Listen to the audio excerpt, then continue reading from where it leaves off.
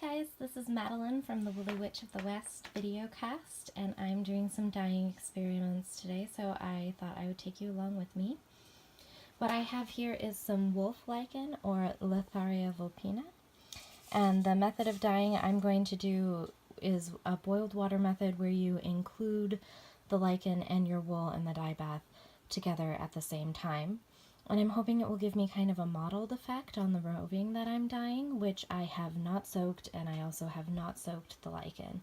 And this is a method that I've seen on a couple of videos on YouTube, particularly the Colours of Northern Ireland. She uses a different kind of lichen, but I'm hoping I'll get a similar effect. So this is lichen I haven't gone through yet. As you can see, there's some a lot of it is attached to a little bit of bark.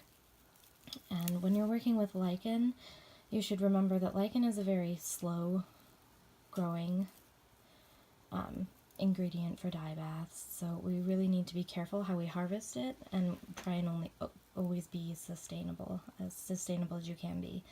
So all of this lichen was harvested from the land that some of my friends have after a windstorm. So this had all been blown out of trees, and I found it on the ground. I did not pick this off of any trees, and any of the lichens on the trees in the area I left there. So what I try and do is here, where you can see the bark from the wood is still on the lichen, I try and pick that off as much as possible because it will affect the color of your dye bath. And I have, what I'm dyeing today is this is 2 ounces of roving from a family farm. It's a CVM Corriedale Cross. They're out of Minnesota. I purchased this at the Big Sky Fiber Arts Festival.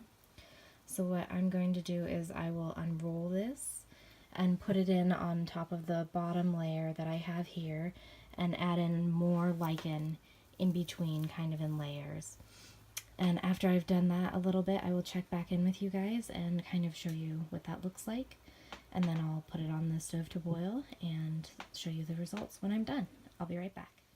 Alright, I'm back. You can see I've layered my pot, so do you see the lichen down there?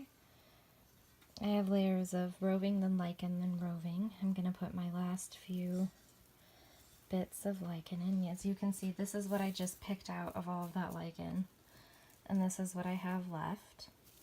So hopefully I'm not making all of you seasick, camera sick.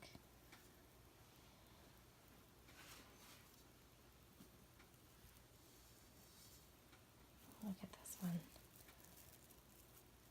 Isn't that so beautiful? Okay, so I have them layered in kind of like that, and this is what I have left. So, ooh, this is totally improvisational impulse recording with my phone, so hopefully it's helpful to someone. So just kind of like that, I have this lovely nest of wool and lichen. And this is an old camp colander pot. These are great for dyeing. This is maybe my favorite dye pot. It just makes draining out the dye bath so easy. The downside of doing it this way is that I'm going to have to pick all this lichen out of this lovely wool, but it has a little bit of vegetable matter in it anyways, so I was going to have to kind of pick that out as I went anyways, so I'm not really bothered. So I'm going to put this in the pot, get it to a simmer for a few hours, and I will check back in with you guys later. Okay, our lichen dye has been on the stove for a while. This is where we're at so far. You can see where around the edges it's a little lighter where it hasn't been in contact with the lichen as much. This hasn't reached a full simmer yet, so I'm going to let it go for a little while longer. Just a little update. Hello everyone, I'm back again, and my dye is finished and has totally cooled, so I'm going to show you what it looks like. Check out that yellow we got. Isn't that awesome? So now basically all I'm going to do is pull it out a little bit at a time.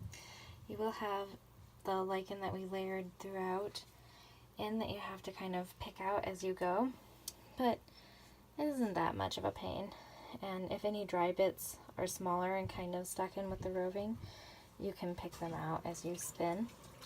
So this is just what the finished product looked like in the pot. So I will pull this out, give it a rinse, hang it up to dry, and then I will be back one final time to let you know what the finished wool roving looks like. Thanks. Hello everyone, I'm back with my dry wool. It's been hanging outside just on a hanger for about a day. I'm going to walk out into the sunshine with you all so you can get a good idea of what it actually looks like. Wow! Now that is yellow. So there you have it. There's our finished dye experiment. My lichen dye. This is the yellow you can get from it, or the yellow I got. I didn't really get any variation on it.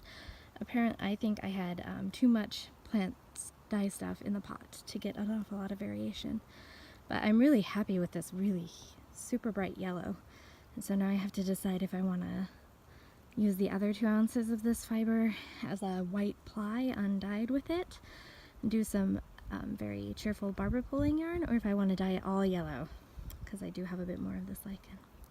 So let me know what you think in the comments. Hopefully this was helpful if you have access to some lichen and ample whim storage to allow you to harvest it in a sustainable manner. I would recommend trying it. This is just the boiled water method, no mordant, with the lichen dye stuff in the pot at the same time as your wool. So yeah, if you have any comments, please leave them below. Like and subscribe if you are interested at all in my video cast or more dye experiments. Thanks. Have a nice day.